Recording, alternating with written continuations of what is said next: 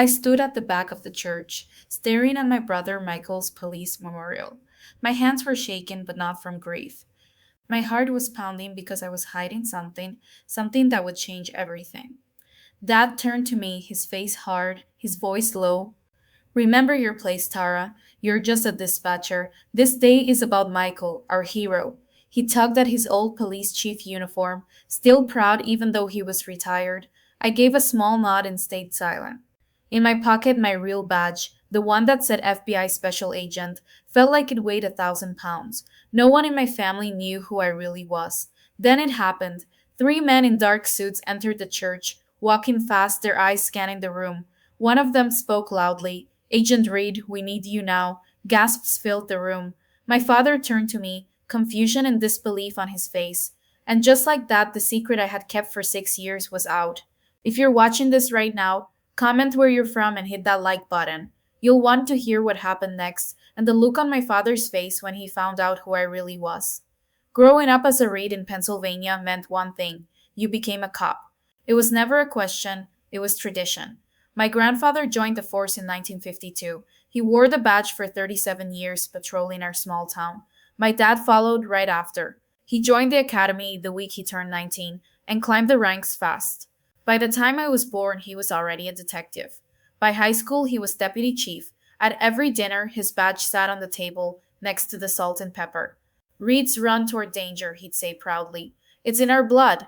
My older brother Michael lived for those words. He worshipped Dad when he was just a kid. All he wanted were police toys, badges, handcuffs, tiny cars with sirens. For career day in second grade, he wore Dad's old uniform shirt, even though it nearly touched the floor. By high school, he was already training in the Police Explorers program. Michael was born for the badge, and honestly, I loved him for it. He was my best friend, my protector. He even helped me understand Dad's tough love when I couldn't make sense of it. But while Michael loved the action and spotlight, I was drawn to something different: the quiet work behind the scenes. I wanted to understand why people did what they did. I wanted to connect the dots, see patterns others missed. One day when I was 9, I asked Dad, why can't I ride in the patrol car with Mikey? He didn't even look up, because he's going to be an officer one day. He needs to learn how it works. I want to be an officer too. I stood tall as I could. Dad finally glanced at me, half smiling. Girls can be officers, but you're too quiet, too bookish. You don't have the temperament for real police work. It was the first time I felt it, that sting, the kind that doesn't go away easily. But it wasn't the last. As I got older, I stayed curious. I'd studied Dad's case files when he left them out. I noticed small things others didn't. Things that connected pieces together. One time, our neighbor Detective Martinez said she's got a good eye. Dad just shrugged. Book smarts. Real police work happens on the streets, not behind a desk. That phrase, real police work, followed me like a shadow. To Dad, it was the only kind of work that mattered. And by that rule, everything I loved was second place. Mom tried to soften things. She was a nurse, strong but gentle. Your father just wants you to be safe, she would tell me. He's seen what happens out there, but he lets Michael do it, I'd argue. That's different, she'd say. But she never really explained how. My senior year of high school brought the moment I'd never forget. I got into Georgetown, partial scholarship, criminal justice major. My focus? Forensic psychology. I was thrilled. That same week, Michael got accepted into the police academy. At dinner, Dad raised a toast. To Michael, carry in the Reed name with honor. Academy today, detective badge tomorrow. Everyone cheered. Dad blinked. Oh right, Georgetown, wasn't it? Good school. Criminal justice? I nodded. I want to work in behavioral analysis, maybe even the FBI someday. Dad laughed. Not cruelly, but not kindly either. The FBI? Big dreams. Well, college is good. If it doesn't work out, you can always be a dispatcher or admin. Support roles are important too. That was it. I understood then. My place. Michael was the future of the Reed family legacy. I was the backup plan. But Michael never treated me that way. There are worlds too small for you, Tara. He told me the night before I left for college. You're going to outrank us all someday. Just don't forget about the little people when you're running the show. I didn't know then how right he'd be. After graduating Georgetown with honors, I came home to a cold reality.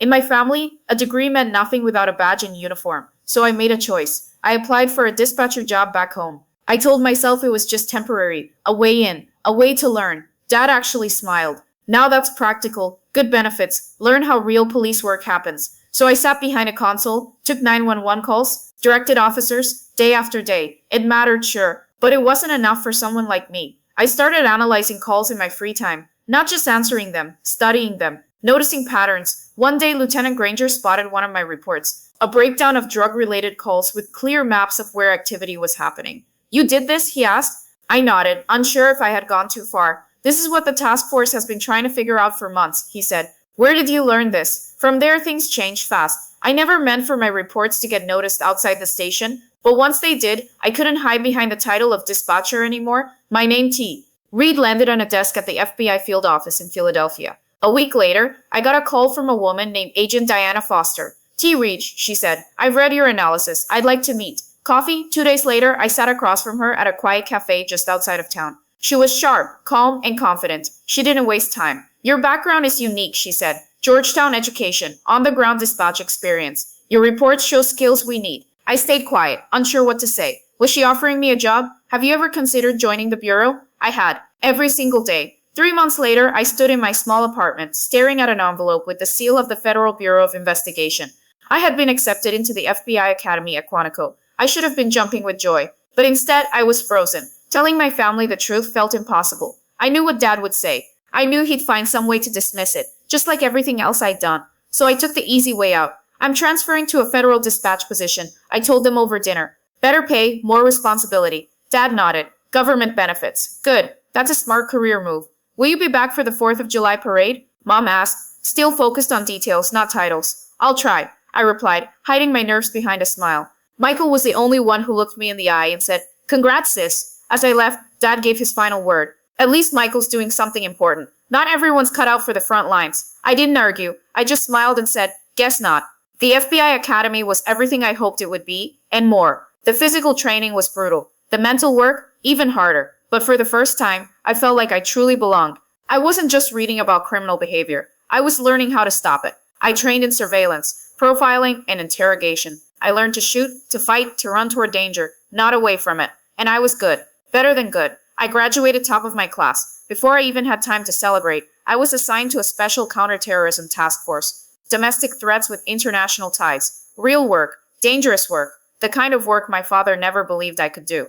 But still, I kept the secret. For 6 more years, I let my family think I was just a federal dispatcher. Quiet, support staff. The truth? I traveled across the country. I worked undercover. I cracked networks that crossed state and country lines. I helped save lives. And still, back home, I was just Tara the dispatcher. Then came the call about Michael. He had been killed during a drug bust gone wrong. A setup. An ambush. I rushed home for the funeral. I was in shock. Heartbroken. Angry. I stood in the church in silence. Dad kept me in the back row. Not with the officers. Not even with the family of fallen heroes. Just a dispatcher, he whispered like always. But everything changed when those 3 FBI agents walked in. They didn't care about the ceremony. They didn't care about my father's pride. They looked straight at me. Agent Reed, one said, we need you now. The entire church turned to look, and my father's face twisted with confusion, then disbelief, then finally recognition. You're FBI? He asked, his voice barely above a whisper. I nodded. For how long? 6 years, I replied softly. Since Quantico.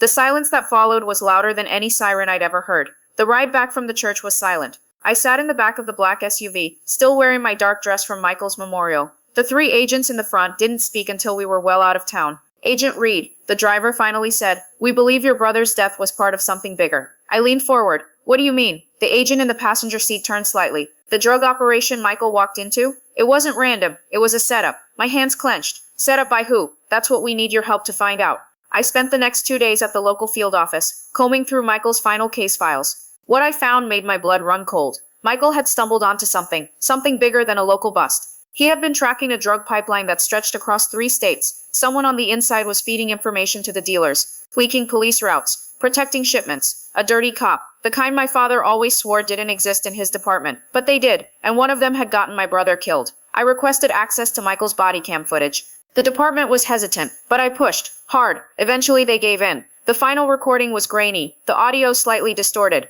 But the voice was clear. Michael, we're approaching the location now. Should be quiet. Then gunshots. Screams. Chaos. And then another voice. Calm. Confident. We told you not to dig, Reed. I froze the frame. Rewound. Listened again. My pulse was racing. I recognized that voice. Lieutenant Kevin Marsh. Dad's old partner. A man who had eaten dinner at our house. The man who had pinned my brother's badge on him at graduation. He had betrayed us. I called Washington immediately. Within 24 hours, the FBI launched a covert investigation into the department. I was placed in charge, not because I was family, but because I had earned it. I worked late into the night, flipping through years of reports, pulling call logs, checking financial records. Marsh had been careful, but not perfect. We traced payments, found off-the-books meetings, unregistered burner phones. He wasn't alone. There were 3 others, officers, local, trusted. They had been protecting a cartel's interests for years, and when Michael got too close, they took him out. Telling my father was harder than any undercover mission I had ever done. We sat at the kitchen table, the same one where he used to place his badge next to the salt shaker. Mom stood near the sink, silently listening. "Dad," I said gently, "Michael didn't just walk into danger. He was sent there." Dad blinked. "What are you talking about?" "Someone inside the department set him up. Lieutenant Marsh." He slammed his hand on the table. "No, Marsh's family. He would never." "He did," I interrupted. "And I have proof." I handed him the files. His hands trembled as he flipped through them. Audio transcripts, photos, bank statements. He said nothing for a long time. Finally, he whispered, "I trained him." I know. That night, everything changed. My father didn't say much, but for the first time in my life, he looked at me like I mattered. Not as a backup plan, not as support staff, as a real agent, as someone who had stepped into the fire and survived. Just like Michael. The arrests came quickly. Marsh and the others were taken into custody without warning. The department was shaken. The town was stunned. At Michael's grave, I stood with my hand resting on the cold stone. I promised him I would finish what he started. "Justice, Mikey," I whispered. "For you." The arrests made headlines. A decorated lieutenant and 3 officers, all taken down for corruption and conspiracy. Most people in town were shocked, but not everyone. Some were angry, not at the criminals, but at me. 2 days after the arrests, I found a note slipped under my motel door. "You should have left it alone." Read. No signature. No name. Just a warning. I scanned the hallway. Empty. Quiet. But my instincts were loud. Someone was watching me. The bureau offered to move me to a safe house, but I refused. Michael didn't back down. I told Agent Foster. Neither will I.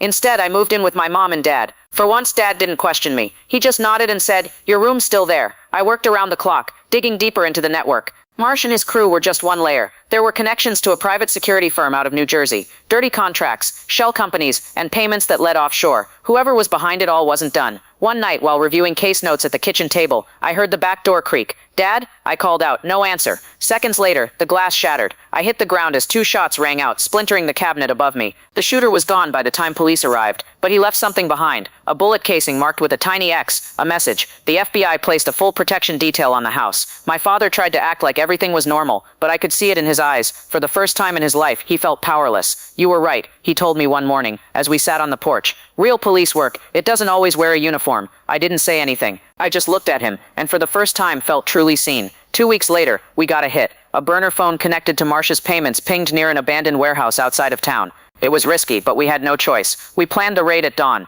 I suited up with the team, vest, comms, sidearm. "You sure about this?" Foster asked me. I nodded. "I'm going in." The warehouse was cold, dark, and filled with crates marked as electrical parts. But behind one false wall, we found it. Bags of heroin, cash stacked like bricks in files, detailed files, documents showing every crooked deal, every cop on their payroll, every threat made to keep it quiet. And at the center of it all, a name. Deputy Chief Vincent Hall, Dad's old friend, the man who replaced him, the real puppet master. I felt sick. Hall had been standing at Michael's funeral, placing a hand on my father's shoulder, speaking kind words, all while knowing he had ordered the hit. I stared at the name on the file. Deputy Chief Vincent Hall, my father's best friend, the man who called me kiddo and brought Christmas gifts when I was little, the man who gave Michael his final assignment, the man who sent my brother to die. We moved fast. The evidence was solid. Financial trails, voice recordings, witness statements. It was all there. But Hall wasn't going to go quietly. By the time we reached his house, he was gone. Vanished. For the next 2 weeks, I didn't sleep. I barely ate. We tracked every known associate, tapped every number, followed every whisper. Then, a break. A gas station clerk outside Pittsburgh recognized Hall's photo. He bought food, wore a hoodie, paid in cash, said his name was Jim. We traced the area. Drones scanned nearby woods, and then movement. The takedown was swift. No sirens, no warning. We found him in an abandoned hunting cabin, armed and desperate. He barricaded himself, yelling out lies. "I didn't kill Michael. I didn't pull the trigger." "No," I shouted back. "You just gave the order." He didn't resist when the agents finally broke in, just sat on the floor, defeated. The trial drew national attention. A high-ranking police official brought down by his own department's daughter. Hall was sentenced to life in federal prison. As they led him away, he looked at me and said, "You were never supposed to be a threat." I met his eyes. "You made me one." The day the trial ended, I stood again at Michael's grave. The wind was calm, the air still. "I did it, Mikey," I whispered. I brought them all down. A small voice behind me said, "He would be proud." I turned. It was Dad. He didn't wear a badge anymore. Just a plain jacket and tired eyes. "I was wrong about you," he said. "All those years, I was blind. I stepped closer, unsure what to say, but then he reached into his coat pocket, pulled out something small, familiar, his old badge. He held it out. I want you to have this.